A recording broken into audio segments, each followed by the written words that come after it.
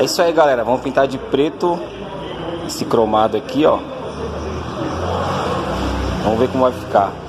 Pintar da cor do retrovisor aqui. Black Piano.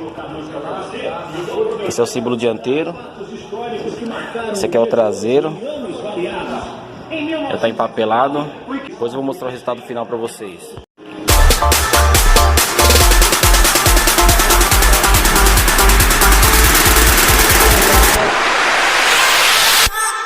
Tá no lugar.